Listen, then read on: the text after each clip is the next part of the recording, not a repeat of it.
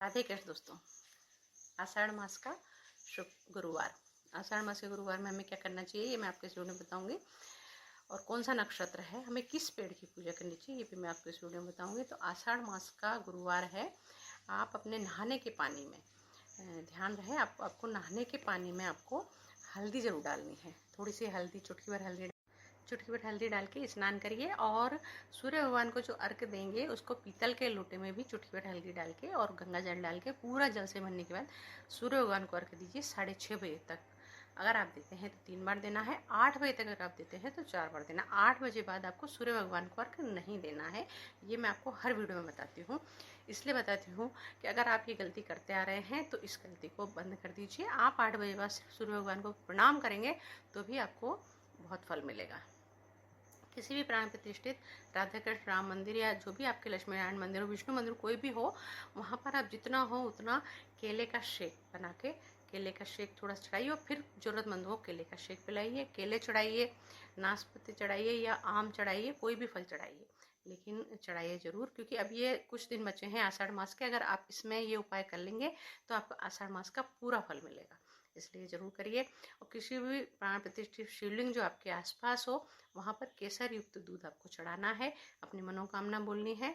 और फिर उसके बाद जो दूध झड़ेगा उसको थोड़ा सा लाके घर को छिड़कना है, पूरे घर में छिड़कना है और अपने परिवारजनों के आँखों की और सिर पे उसको लगाना है। ये कार्य आप जरूर करिए। और मछलियों के लिए जो आटा आप तैयार करेंगे उसमें थोड़ी सी हल्दी जरूर डालिएगा और फिर 108 गोली बनाइए और मछलियों के लिए दाना डालिए। आपके आसपास तालाब, पोखर जो भी हो जहाँ पे मछलियाँ हो वहाँ पे उनको दाना जरूर डालिए। क्योंकि मैंने शुरू से आपको बताया कि आषाढ़ मास में हम जो जल के अंदर जीव जंतु रहते हैं उनके जो जीव जंतु रहते हैं उनको अगर हम दाने की व्यवस्था करते हैं तो हमें कई गुना फल मिलता है। और गायों को चारा डलवाइए। अगर मान लो आप समर्थ है तो जितनी हो उतनी गौशाला में आप चारे की व्यवस्था करिए।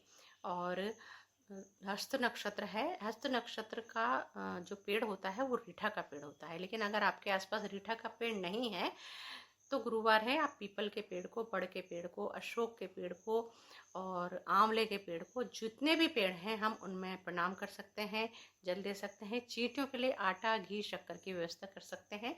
चाहे एक पेड़ में करें पर करें जरूर। अगर आप ऐसा करते हैं तो भी आपको उसका आप अगर ये डेली कर रहे हो दोस्तों तो आप खुद अनुभव करेंगे कि आपके घर में सुख, समृद्धि, शांति कितनी होती है। क्योंकि जो ये जीव जंतु जो होते हैं जैसे चींटियां हैं, अगर इनको हम रोज आज जिस हिसाब से मैं बता रही हूँ आपको, जो पेड़ बता रही हूँ, अगर आप ऐसा करते हैं तो एक तो उस नक्षत्र का प्रभाव हमारे शरीर पे पड़ता है, हमारे घर पे पड़ता है, परिवार पे पड़ता है। और दूसरा, जो जीव जंतु तृप्त होते हैं उनकी आत्मा जो आशीर्वाद देती है वो आपको बहुत मिलता है, क्योंकि वो बेजुबान है, उनमें जवान नहीं है, लेकिन अगर उनको हम तृप्त करते हैं तो उसका हमें कई गुना फल मिलता है। किसी भी आसपास आपके अगर आसपास जो कर्मचारी हैं, सफाई जैसे कोई भी कर्मचारी हो, सफाई कर्मचारी हो या जो भी हो आपके यहाँ काम करता है कोई भी, अगर मान लो आपने कल उसको आम खरीद के दे दिए, अभी आम बहुत आ रहे हैं, आम खरीद के दे दिया, पपीता खरीद के दे दिया, सिर्फ निस्वार्थ, मतलब उसको आपको यूं मन में नहीं सोचना कि हम इसको ये देंगे तो ये मिलेगा, नहीं। आप खुश होकर एक बार दे के देखिए, आम, पपीता ये दे के देखिए आपको कितना फल मिलता है। जब वो उस चीज़ को उपयोग में लेगा, अपने घर जाएगा, उपयोग में लेगा, उसकी आत्मा, उसके बच्चों की आत्मा तृप्त होगी तो आपको कितना आशीर्वाद देगा।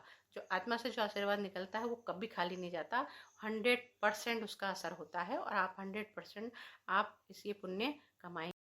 उसका आशीर्वाद हमें अनुभव होता है कि हमारे घर में सुख, शांति, समृद्धि, छोटे छोटे कलेश होते थे वो बंद हुए, ये सब होने लगते हैं। और ये सब मैं आपको इसीलिए बताती हूँ, मास के अकॉर्डिंग, दिन के अकॉर्डिंग, नक्षत्र के अकॉर्डिंग, वार के अकॉर्डिंग, ये सब मैं आपको अलग अलग तरीके से बताती हूँ। हालांकि होते वही हैं, सेम होते हैं, लेकिन आप ये मत सोचिए कि सेम ही दीदी रिपीट कर रही है, नहीं।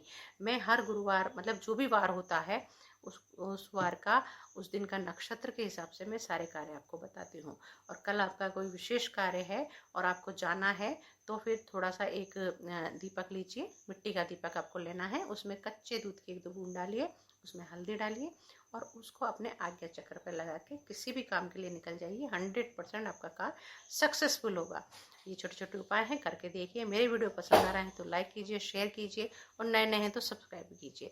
और एक बात और शेयर करना चाहूँगी दोस्तों आपके साथ में, कि कल से मैं अपनी यात्रा पर जा रही हूँ, अमरनाथ की यात्रा पे। आप सबका आशीर्वाद बना, आपके दुआओं की वजह से मुझे बर्फानी बाबा ने बुलाया है, मैं उनके दर्शन के लिए जा रही हूँ। इसलिए मेरे वीडियो थोड़े से लेट सवेर हो सकते हैं, लेकिन आप वॉच जरूर करना। और हो सकता है कि मैं फेस टू फेस